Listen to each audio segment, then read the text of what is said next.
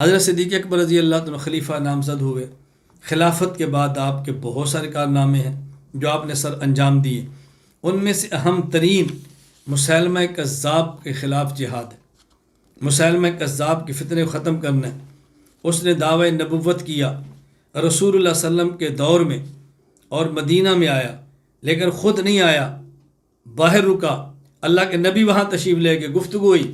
اس نے کہا اگر آپ مجھے اپنے بعد اپنا خلیفہ یا حکومت دو تو میں آپ کی اتباع کرتا ہوں۔ حضور نے فرمایا تم خلافت کی بات کرتے ہو، جانشینی کی بات کرتے ہو۔ اللہ کے نبی فرمانے لگے اللہ وفی ید رسول اللہ قطعۃ جرید، لکڑی کا ٹکڑا تھا۔ فرمایا تم اگر مجھ سے یہ مانگو میں اس پر بھی تم سے معاہدہ نہیں کرتا اور تم اپنے انجام کو پہنچ کر رہو گے۔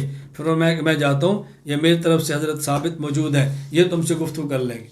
صدیق اکبر رضی اللہ تعالیٰ عنہ نے اس فتنے کی سرکوبی کی ہے خلافت کے بعد۔ ابو بکر صدیق رضی اللہ تعالیٰ عنہ، ایک بہت بڑا فتنہ مانعین زکوٰۃ کا تھا کہ انہوں نے کہا ہم زکوٰۃ دیتے تھے رسول اللہ صلی اللہ علیہ وسلم کے زمانے میں، پیغمبر کے جانے کے بعد ابو بکر تمہیں زکوٰۃ نہیں دیں گے۔ صدیق اکبر نے فرمایا نہیں تمہیں زکوٰۃ دینی پڑے گی۔ لو منعونی اقارا لیؤدون الی رسول اللہ لاقتلوہم، ایک رسی جو پیغمبر کے دور میں زکوٰۃ دی جاتی میں وہ بھی وصول کروں گا، نہیں دو گے میں تمہارے ساتھ قتال کروں گا۔ اٹھائیے صحیح بخاری میں صدیق اکبر کا یہ تفصیلی گفتگو موجود ہے 1399۔ حضرت عمر بن خطاب رضی اللہ تعالیٰ کہنے لگے صدیق تم کیسے قتال کرو گے، تو کلمہ پڑھتے ہیں۔ صدیق اکبر نے عجیب بات فرمائی، فرمایا عمر یاد رکھ لو یہ لأقاتلن من فرق بین الصلاۃ والزکاۃ فإن الزکاۃ حق المال واللہ لو منعونی اقالا، کون شخص ہے جو زکوٰۃ اور نماز کے درمیان فرق کرے میں اس کی گردن اڑا دوں گا۔ جس طرح نماز فرض ہے اسی طرح زکوٰۃ فرض ہے، اگر نماز کو چھوڑنا اور اس کا اعلانیہ انکار کرنا کفر ہے تو زکوٰۃ کا انکار کر دینا بھی کفر ہے۔ یہ کیسے کلمہ گو ہے؟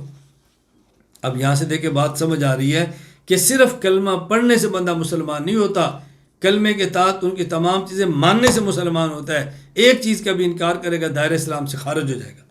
صدیق اکبر نے کتنی کھل کر بات کی ہے۔ خیر حضرت عمر فرماتے ہیں اللہ نے مجھے بھی شرح صدر فرما دیا۔ صدیق اکبر نے مانی زکوٰۃ کی فطرے کو اڑا کے رکھ دیا۔ آپ اندازہ فرمائیں یہاں تک صدیق اکبر کے بارے میں لکھا ہے، علامہ سیوطی تو لکھتے ہیں کہ صدیق اکبر ارتداد کے دور میں پیغمبر کے بعد ایسے کھڑے ہوئے جیسے کوئی نبی کھڑا ہوتا ہے، تمام فطروں کے خلاف تنہا کھڑا ہو جاتے ہیں۔ صدیق اکبر یوں کھڑے ہو گئے۔ ایک ایسا وقت آیا کہ صدیق اکبر عمر کو فرما رہے یا عمر انت جبار فی الجاہلیہ وحوار فی الاسلام، عمر جب تک کلمہ نہیں پڑھا تھا بہت دلیر تھا، یہ کلمہ پڑھنے کے بعد بزدلی والی باتیں، میں تنہا لڑوں گا۔ حضرت عمر بزدل نہیں تھے، مقصد یہ تھا یہ فتنہ یہ فتنہ یہ فتنہ، بہت سارے فتنے ہیں، یہ چھوٹے فتنے کو مؤخر کر لو۔ صدیق اکبر نے فرمایا نہیں، میں بڑے فتنے کا بھی کلا کما کروں گا، چھوٹے فتنے کا بھی کلا کما کروں گا، خارجی فتنے بھی بٹاؤں گا، داخلی فتنے بھی بٹاؤں گا۔